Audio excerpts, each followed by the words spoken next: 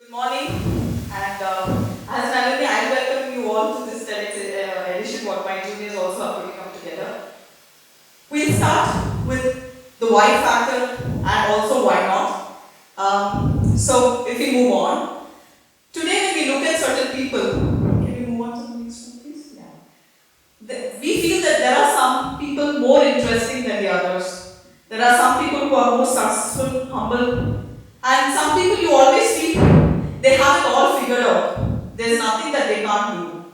Right? So those are the kind of people that we see and we wonder why some people are more unique than the others. Now if I look back and I have the same questions, and sometimes, this is very typical, right? And especially when all of you are students and most of you are students, when we don't know something, we have a why, we go back and check which book can I go, which page will have these answers. Is it one book that I refer or multiple books? But for such answers, I realized you cannot read this from any book. You really have to understand people, observe people, and only then understand the why behind why some people are different versus the others. So let's move on. So what I'm going to go through is a set of stories and collection of stories, mainly about people, right? And what they do, why they do it, and we conclude as to what is the takeaway from the observations. If you move on to the next one, please. Okay, let's start with the biryani story. Okay, I call it the biryani factor. So this is Sendil. He's one of our senior leaders in our organization. Sendil works very hard during the weekdays, right? He has lots of projects going on, lots of client conversations to handle, lot of escalations. Doing all this 24/7 on 5 days is a full job at the most. But regardless of this, every weekend for the last 7 years, he goes out in order to cook biryani along with his team or any other meal. And he's done that for 7 years, and they're feeding about 13,000 people, and they've done so much of meals over these 7 years. So this is one of the people who seem to have it all, still seem cool, and do the right stuff. So this is one of the stories that you will hear, and we'll move on to see similar such stories of people not somebody that you have to admire as a role model from far, but people just amongst us, and this is just one example. Now if we move on from biryani to, can you move on please? Yeah. So from biryani to Bharati. So this is a person, Nataraj Raman. He runs his own NGO. This NGO caters for a lot of government school children. He dresses up, why I use the name Bharati, I don't have a picture right now, but he's a person who loves Bharati, dresses up like Bharati and speaks like Bharati. That's just his part-time job. He's a CEO of one of the companies, right? And beyond being a CEO of one of the companies, he runs an NGO which, as you can see, there are 4,000 projects that this organization is executing. So all these people are not waiting till they hit their 50s, 60s or 70s to do something good. They start it right away. They work at regular jobs, and along with regular jobs, they do so much of good work on the side. And this is not just only about education. They also make the kids feel very lovely about being themselves, right? They arrange Diwali festivals.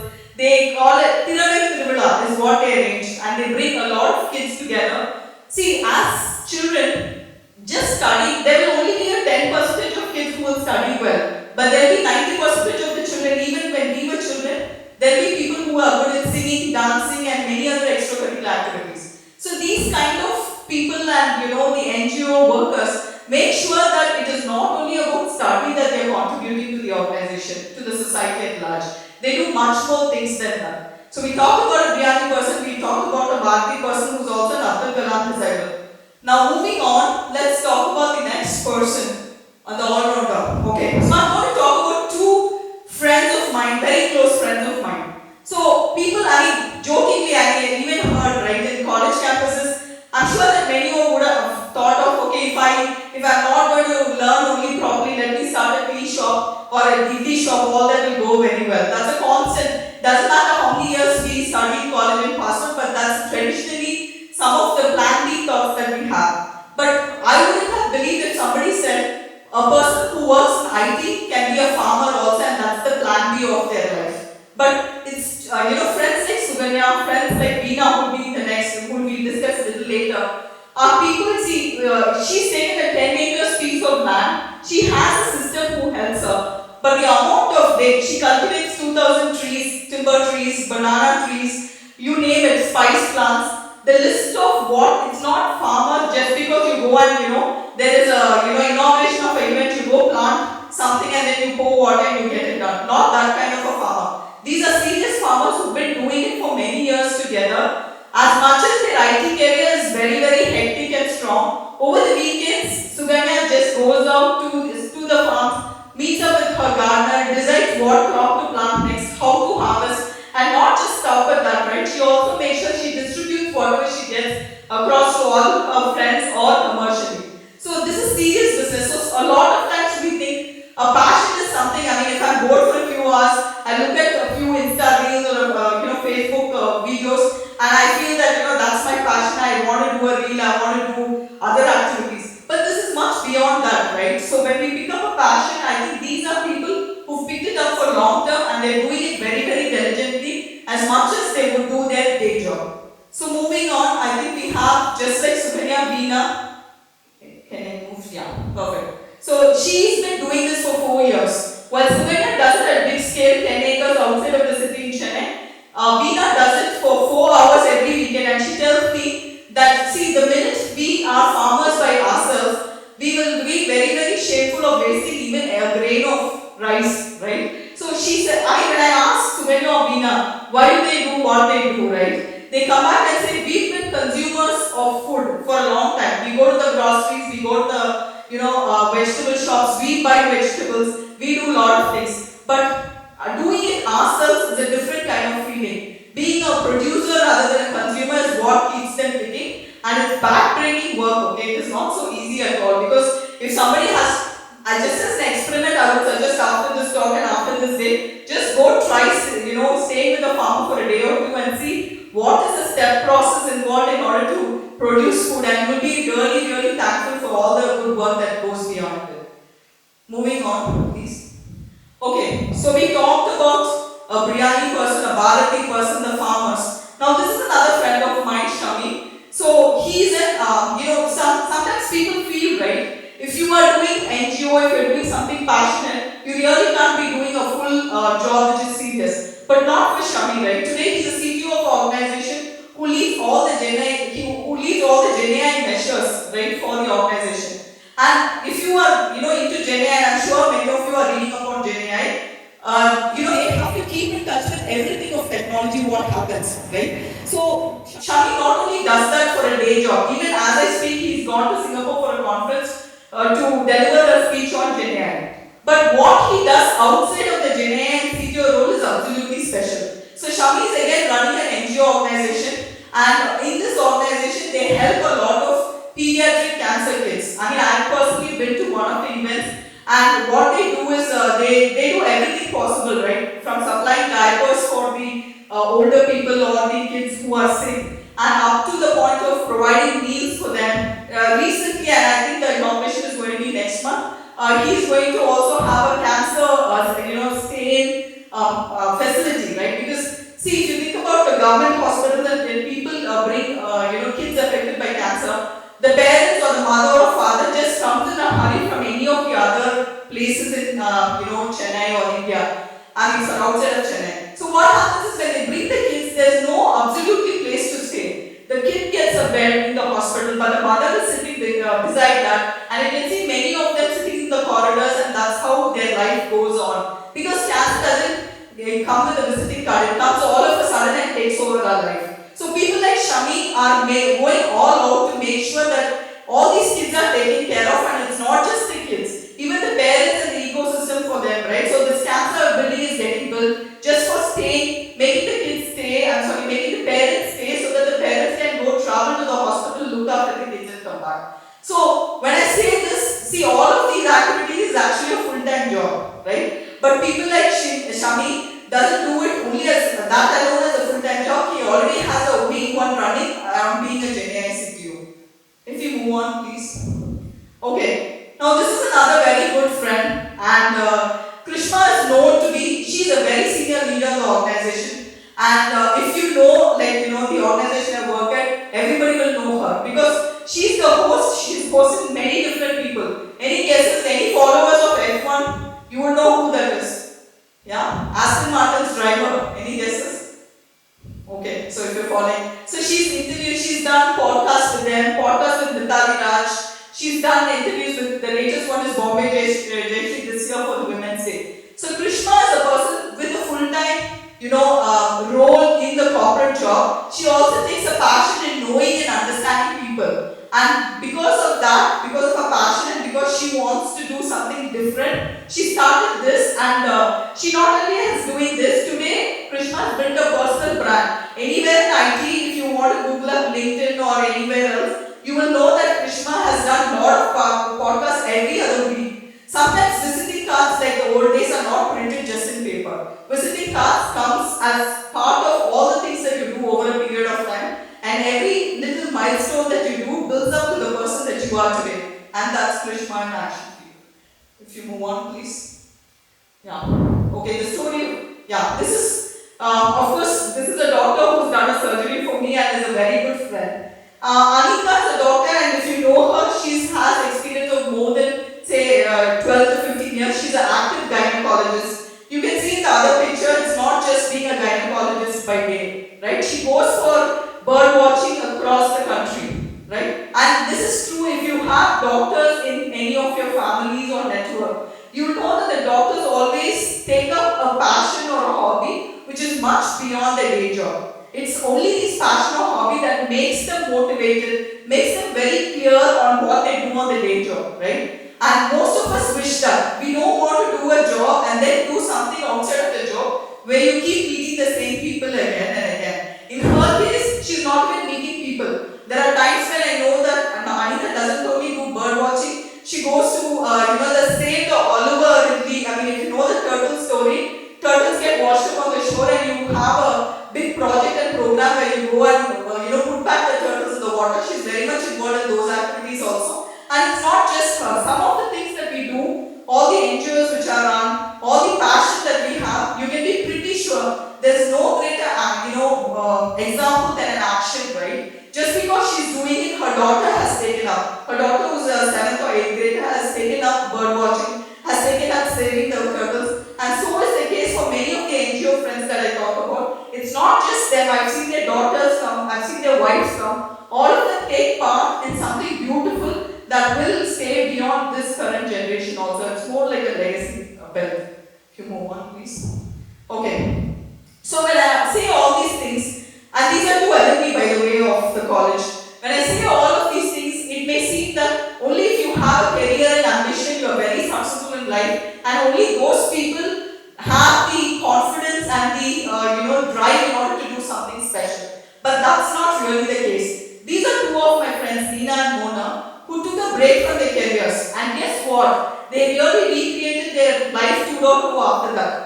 One person, Mona has become a professional dancer, right? So she took up, so dancing is what she did when she was in childhood. And she's restarted her dancing career. She's into dancing. She's into learning Japanese language. She's into sciences. So if we think that only when we do a corporate job or any other running an entrepreneurship, life is all set, it's not that way. Sometimes life is something that we create for a long, long time to come as a legacy and not just when we are working, right? And then over to Nina, that's her collage on the left. So Nina, again, she was doing an IT career, took a pause. Again, these people take pauses for their family or for their own selves. And after taking a pause, she too is into dancing. But not only that, she's such a super duper kolam artist. I really feel that kolam as an art is declining everywhere. I feel guilty. I'm not a kolam artist myself. But she does splendid kolams and she's just awesome in golem making, right? So I know we talk about so many different fields that Gen AI can change, but there are human and humane factors that can only happen because of you, because of our uniqueness and because of our creativity.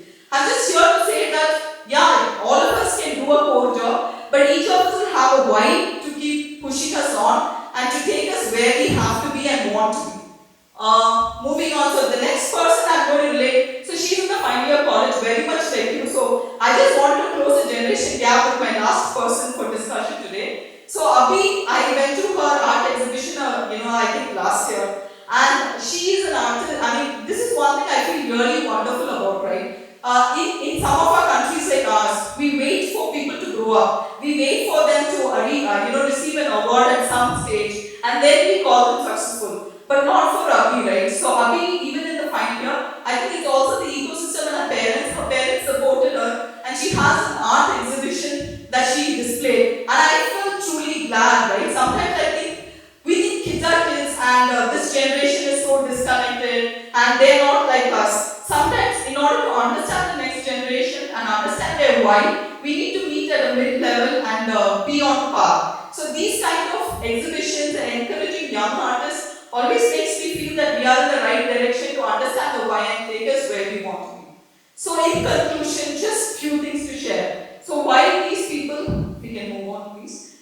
Yeah. So all these people, did they get something because they gave something? Absolutely yes. Many of them, if you see, right, they created a secondary identity for themselves. So any of these people that I talked about, if you go and talk to them or if you talk to any other friends of them, they will tell you that they have more than just one identity, right, in life. So definitely an identity creation. They are able to, so we had many speeches talk about how it is important to bring unity and diversity. When you adopt such activities and passion, there's nothing else but to, definitely forget the borders of religion, language, social strata. There's absolutely a sense of just coming together for a collective purpose. Many of these people I walked through their lives with you, have come together only for a collective purpose to be united and also to, and one of the biggest pluses, right, if all of us want to stay young and happy, I think the one secret sauce I can give you is to be young and happy. We need to follow our passions. We need to follow our passions, which is very relatable to the core of the person that we are. Not something that just because this is in fashion, I have to do for example, pickleball. I'm just taking an example. But I think we need to do what we need to do in order to be very authentic about ourselves. And as to the why, I did ask each of them why are they doing what they're doing, because that is an important thing. In closure, we can move on, please. Yes. So when I asked each of them, so let me give you stories, again, just a quick 5-minute stories or even less than that. So Shami, who I said, started this NGO for cancer. He was doing a US stint, and during that time, he was admitted to the hospital one time, and it was just a normal sickness. But the doctors who diagnosed him said that he had cancer.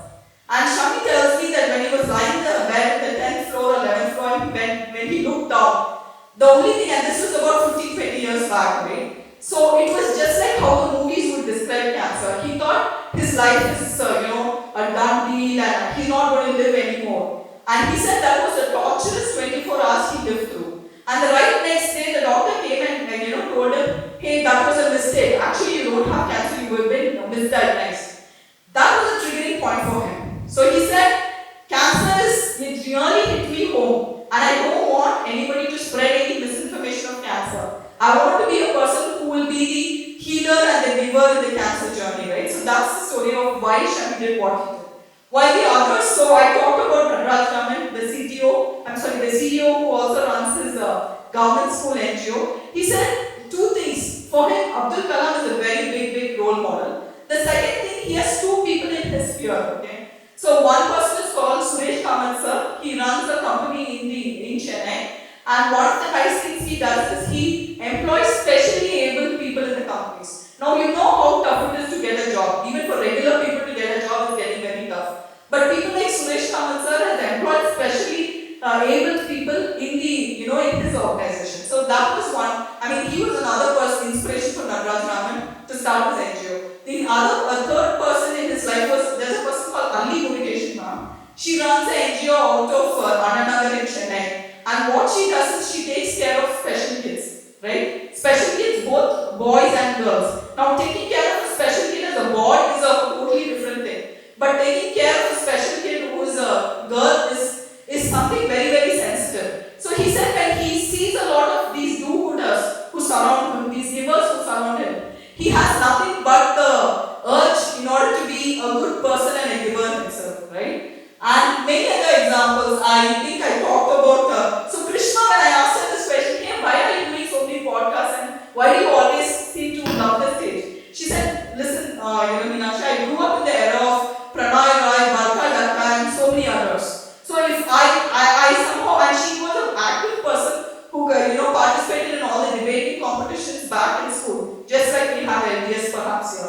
because of all what she did in childhood and the role models that you see with when you're growing up, she ended up being where she is. So there are so many different whys, and every why has a very solid reason to it. I just want to leave in conclusion just one thing, right? And before I do that, I'll tell you the why of why I'm here and why I'm doing this. Why I'm here, of course, I love our college. Second, I love our people, and I love languages. I think three things put together is why I'm here today. But I also want to tell you just the importance of why, right? A what or a how will tell you how to do things. A what will tell you how, what you should do, and a how will tell you step by step of how you should do things. But it's only the why that will keep making you go day after day, week after week, month after month, and years after year. Why is the only factor that will give you persistence and alignment to what you're doing and to who you are.